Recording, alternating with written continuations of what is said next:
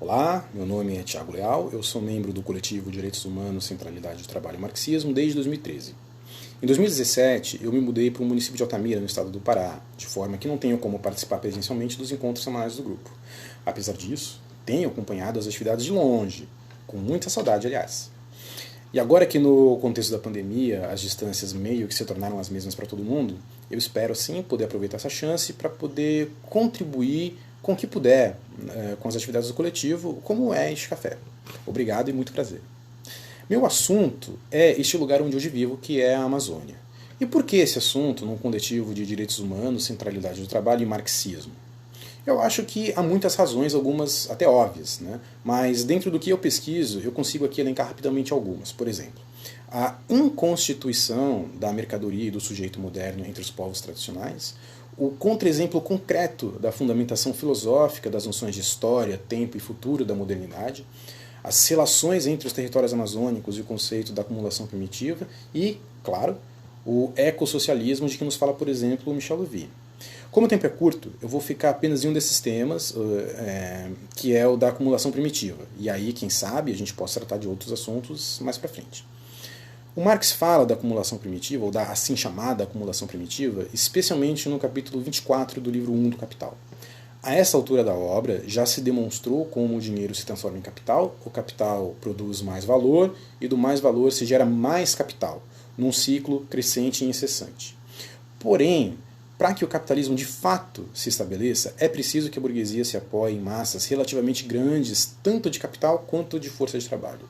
Ou seja, para que o capitalismo imprima a produção e reprodução da vida social em geral a sua forma específica, é necessária uma acumulação que não seja resultado direto dele mesmo. Esse aparente raciocínio circular, em que o efeito parece anteceder a causa, já era notado na economia política clássica, de forma que o Adam Smith fala de uma necessidade de acumulação prévia. Marx, então, num jogo de palavras, aproxima Adam Smith do Adão do Gênesis, aproximando também o mito do pecado original, com a origem que ele chama de mitológica, a origem que a economia política dá ao capitalismo. O Marx fala assim: numa época muito remota, havia por um lado uma elite laboriosa, inteligente e sobretudo parcimoniosa, e por outro uma súcia de vadios a dissipar tudo que tinham e ainda mais. Deu-se assim que os primeiros acumularam riquezas e os últimos acabaram sem ter nada para vender, a não ser sua própria pele.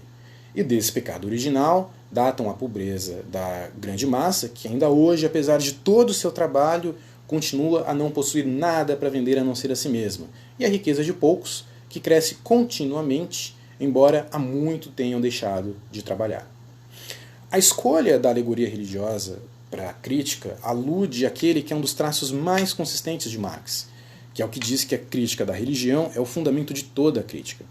Marx é também um herdeiro do iluminismo e reivindica a perspectiva de ciência da modernidade.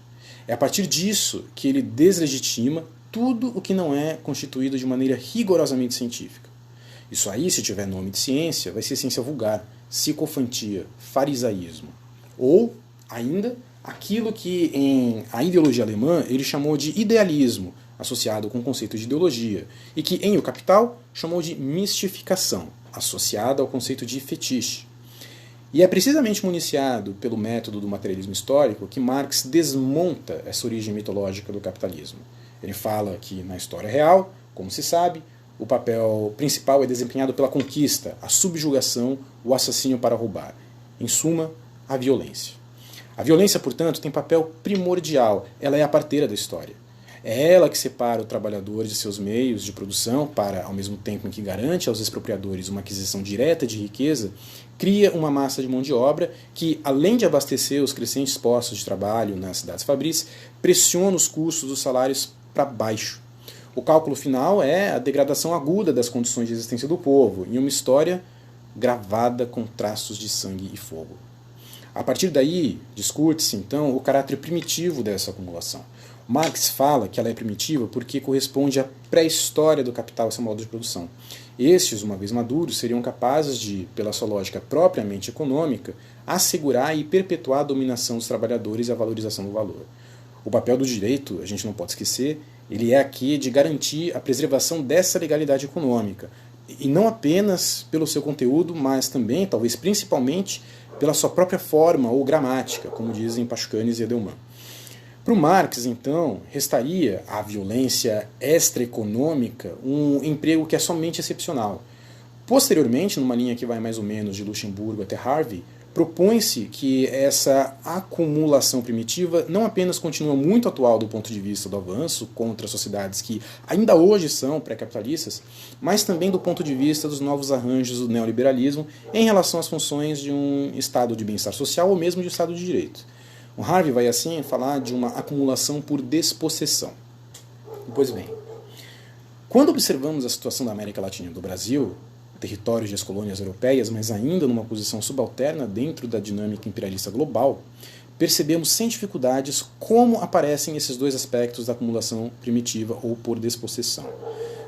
Não apenas temos a expoliação, inclusive por meios ilegais, de um aparelho público que jamais foi implementado a contento, como também assistimos à repetição farsesca da história no que tange à expropriação de terras e ao extermínio e expulsão de povos tradicionais de seus lugares de origem, em nome do lucro das elites que, desde o século XVI, dividem este território em seus latifúndios com função estrita e estreitamente econômica. No caso da Amazônia, infelizmente, são muitos os ataques, mais do que dá para falar aqui.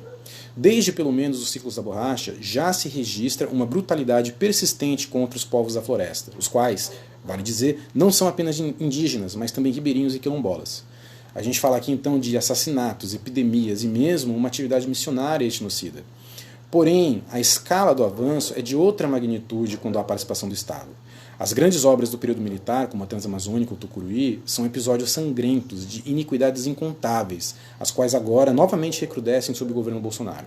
Contudo, é preciso dizer, o impulso destrutivo acentuado do momento atual não foi gestado da noite para o dia, mas tem origem justamente no governo anterior, sob a égide do Partido dos Trabalhadores, e seu obstinado projeto neodesenvolvimentista, cuja premissa foi a exploração intensiva e ostensiva dos recursos naturais e a priorização de uma economia de exportação de commodities como o minério de ferro e soja. E, de fato, a mineração e o agronegócio, que andam de mãos dadas com qualquer dos nossos governos, vêm sendo fortalecidas nas últimas décadas e são hoje as principais ameaças à Amazônia, junto dos chamados megaprojetos, os quais, em parte, servem para fornecer a infraestrutura necessária à produção desse modelo e, em parte, servem para ocultar uma sangria escandalosa de recursos públicos em esquemas de corrupção. Eu vim aqui para Altamira na esteira da redução de danos, dos incomensuráveis e hediondos danos provocados pela imposição da usina hidrelétrica de Belo Monte, que foi um projeto de convicção pessoal de Dilma Rousseff. Em qualquer caso, essas são ameaças não apenas por seus evidentes impactos ecológicos, mas também porque violentam os povos das florestas, eles são produtores relativamente livres que, ao serem despossuídos de seus meios de produção, decaem abruptamente à condição de subproletariado nas novas periferias urbanas que já nascem em total descalabro social. Cientistas, movimentos sociais e ONGs fizeram e vêm fazendo extensos dossiês mostrando como, no caso específico de Belo Monte e no caso geral da Amazônia, esse avanço é algo absolutamente devastador, devastando até mesmo a capacidade de narrativa da resistência, lançando a própria história dessas gentes no vazio quase que completo. O Levi-Strauss conta que, em 1934, às vésperas de vir ao Brasil, ele perguntou ao embaixador brasileiro em Paris sobre os índios daqui. O embaixador respondeu, consternado, que não havia restado mais nenhum índio no país, que tinham sido exterminados todos, no que chamou de página vergonhosa de nossa história. Felizmente, o diplomata estava errado. Mas, infelizmente, ainda hoje, para uma parte expressiva da população, padecemos ainda da vergonha de continuar a relegar o índio a uma figura folclórica de um passado também mitológico da nação. Nós ainda temos os mesmos preconceitos e slogans da ditadura militar, que chamavam a Amazônia de uma terra sem homens. Claro, existe aí uma complexa aparelhagem ideológica que a gente tem que considerar, mas nem por isso nós somos eximidos da seguinte denúncia. Da costa devastada, em que outrora viçava a exuberante Mata Atlântica e viviam incontáveis povos originários, das cidades construídas sobre cemitérios indígenas e rios sufocados, das sociedades erguidas pelo trabalho do povo negro escravizado, desse lugar específico da modernidade que opera no polo da colônia e não da metrópole, desse lugar não se enxerga que aqui, onde ainda há povos tradicionais em harmonia com a floresta em pé, a história continua sendo gravada em sangue e fogo. E que a violência não tem nada de excepcional, continua atualíssima. Não é à toa que Marx vai dizer que o capitalismo, embora contenha seus germes na Baixa Idade Média, só vai nascer de verdade no século XVI, que é o século das grandes navegações, ou dos grandes saques. A perspectiva periférica da América Latina mostra, mais ou menos, como a perspectiva periférica da Alemanha mostrou para o Marx em seu tempo, e também como foi bem observado por Lenin mais tarde, que é impossível compreender o processo do capital sem compreender profundamente sua dinâmica imperialista, colonial. O capital não se satisfaz somente com a acumulação da sua lógica estritamente econômica, se a gente pode dizer assim. Ele precisa, sempre precisou e sempre vai precisar, enquanto existir, do recurso da violência direta para garantir ainda mais riquezas materiais ou humanas. Se deixarmos de ficar a ver navios na costa e voltarmos nossos olhos para o interior da floresta, veremos a história se desenrolando com furor e se repetindo com didática. A escrita dessa história, como disse Dessertot, é também a sobrescrição da história do colonizador sobre a nossa própria. Escovando essa história contra pelo, como diz Benjamin, poderemos ter uma chance de ler, como raspada num palimpsesto, um pouco da nossa própria história, da nossa própria específica e concreta história, enquanto trabalhadores nascidos dos destroços de um holocausto indígena e negro, do estupro da América. Poderemos ter a chance de entender melhor como nós mesmos nos constituímos no povo da mercadoria com as cabeças cheias de esquecimento, como diz Davi Copenau Yanomami. A Amazônia hoje é uma periferia de um país periférico, uma franja do capitalismo e um limite que sua sanha ontologizante e universalizante deseja romper.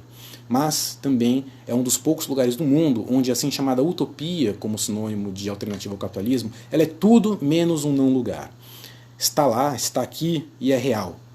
E de fato, nesse sentido, ela é um dos centros concretos, vivos e pulsantes do mundo pelo qual nós lutamos. Muito obrigado.